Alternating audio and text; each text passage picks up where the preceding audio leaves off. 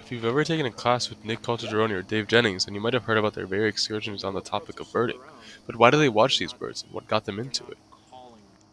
So Jennings and I have been birding together for the past 2 years, I guess, maybe a little bit longer. We both started independently during COVID.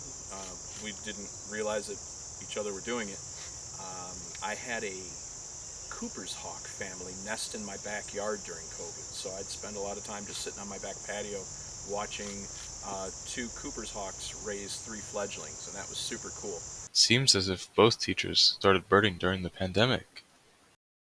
I started bird watching during the pandemic because I was bored. I was sitting in my backyard. I like to take pictures.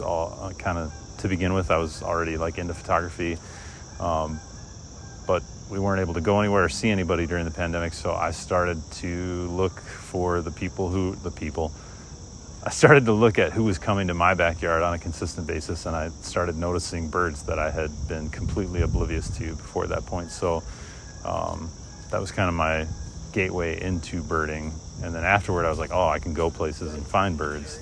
Birding can also be greatly beneficial for one's mental health. It calms and puts one in sort of a zen state of mind.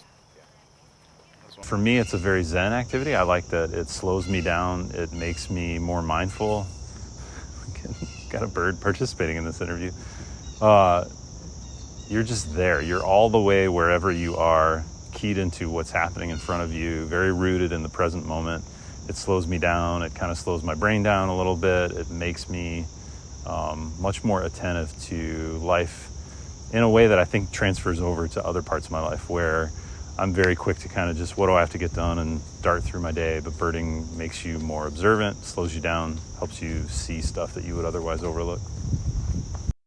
Mr. Caltagirone shared similar sentiments. Very zen. Everything is slowed down. The idea of focused attention is something that really appeals to me. When you're doing it and your mind is in that place, that's where your mind is at. You're not worried about the to-do list you've got to get done that day.